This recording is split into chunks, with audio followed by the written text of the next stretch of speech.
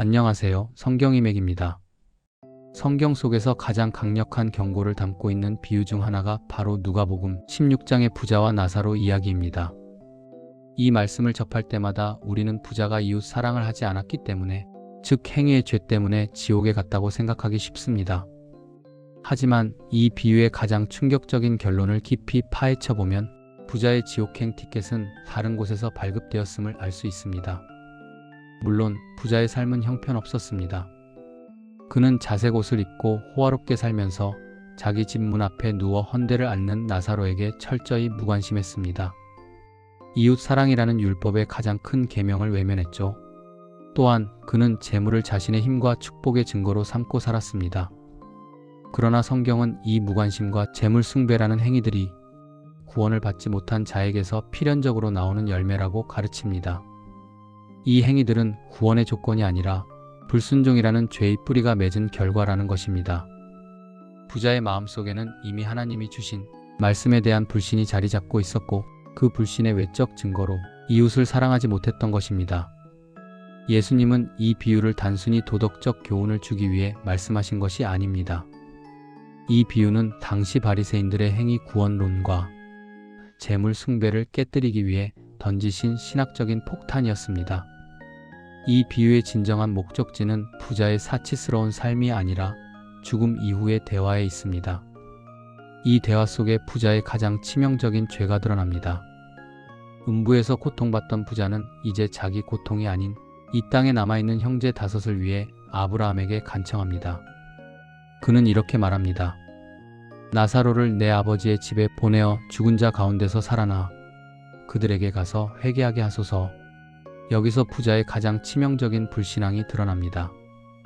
부자는 죽은 자가 살아나는 기적적인 증거, 즉 자신의 눈으로 확인할 수 있는 더 큰 체험이 있어야만 자기 형제들이 믿고 구원받을 것이라고 확신했습니다. 그는 이미 주어진 하나님의 말씀만으로는 구원이 불가능하다고 여긴 것입니다. 그러나 아브라함은 단호하게 거절하며 이 비유의 핵심을 선언합니다. 그들에게 모세와 선지자들이 있으니 그들에게 들을지니라. 모세와 선지자들이란 무엇일까요? 이는 곧 구약 성경 말씀을 의미합니다. 아브라함의 이 선언은 하나님께서는 이미 성경을 통해 진리, 즉 예수 그리스도에 대한 복음을 완벽하게 그리고 충분하게 계시하셨음을 뜻합니다. 구원의 능력은 특별한 이적이나 신비한 체험에 있는 것이 아니라 이미 주어진 이 말씀이 충분하다는 믿음에 있습니다. 부자의 가장 치명적인 죄는 바로 여기에 있습니다.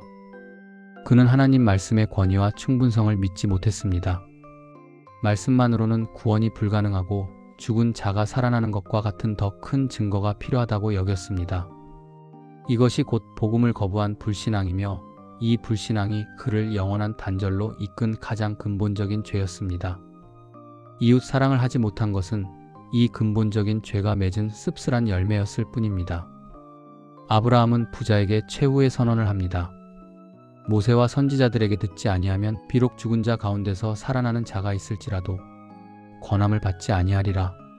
이 죽은 자 가운데서 살아나는 자는 궁극적으로 이 비유를 말씀하신 예수 그리스도의 부활을 예고합니다. 부활하신 예수님을 보고도 당시 종교 지도자들이 끝내 믿지 않았던 것처럼 성경 말씀의 충분성을 믿지 못하고 기적을 요구하는 불신앙은 그 어떤 증거 앞에서도 회개에 이르지 못합니다. 이것이 바로 부자의 파멸 원인이었습니다. 그러므로 우리는 구원받은 자의 삶을 깊이 묵상해야 합니다. 이웃 사랑과 선행은 구원의 조건이 아니라 값없이 구원받은 자의 필연적인 열매입니다.